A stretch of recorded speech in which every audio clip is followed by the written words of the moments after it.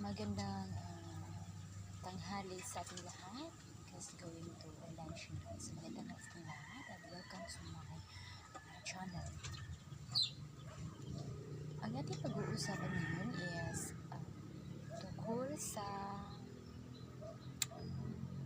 pag-upload ng mga video dito sa channel.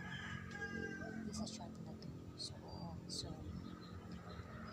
ang pag-upload pala ng mga video guys is not limited.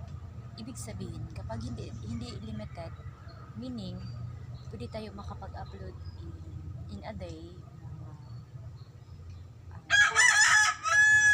for 4 to 6 videos.